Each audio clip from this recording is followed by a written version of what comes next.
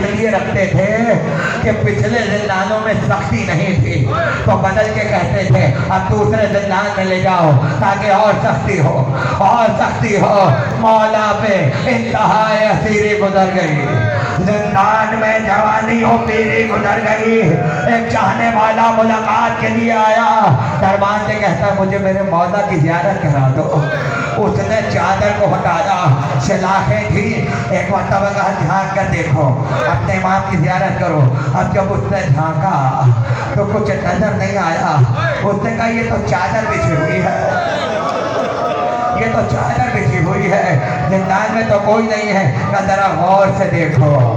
अब जब गौर से देखा तो जिसमें मुबारक इतना लागर हो चुका था कि जब सजदा किया तो ऐसा लगा जैसे चादर पड़ी हुई हो, ऐसा लगा जैसे चादर पड़ी हुई हो।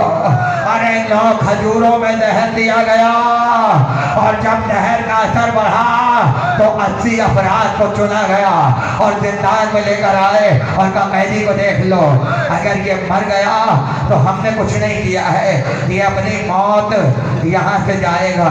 सबने दस्तखत किए और गवाही दी कि कैदी अगर मर गया तो तभी मौत है।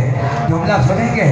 मगर 19 बरस के जवान ने कहा, जो बाद में अहमद इब्न हम्बल मशहूर हुआ, उसने कहा मैं दस्तखत नहीं करूँगा। कहा क्यों? कहा इसलिए कि कैदी के चेहरे पर ताजियानों के निशान है,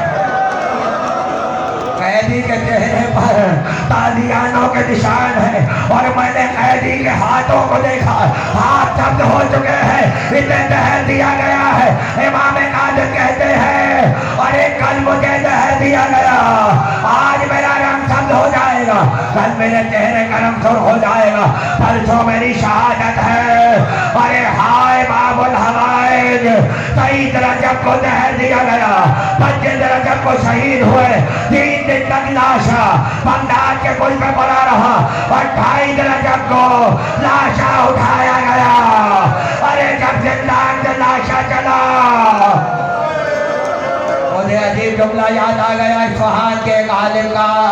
उन्होंने इमाम कादिर के मसाइल पढ़ते हुए कहा कि जिस दिन शहादत हुई है उससे कुछ देर पहले दरबान को बुलाया और बुला के कहा कुछ देर के लिए मुझे शहर में ले जाओ, इसलिए कि जिंदान में रोशनी नहीं थी, जिंदान में मुस्तकिल अंधेरा था। इमाम कहते कुछ देर में मैं दुनिया से चला जाऊंगा, मुझे जरा जिंदान के शहर में ले जाओ। दरबान कहता है मुझे रहम आया, बहुत रोएंगे आप इस जुमले पर। जैसे ही मैं शहर में लाया मैंने देखा इमाम ने एक जानिब रुख किया और रुख करके कहा अस्सलाम अलैका या अबा अब्दुल्लाह, अस्सलाम अलैका या अबा रसूलल्लाह। जिंदान में हुसैन को नहीं भूले, करबला को नहीं भूले।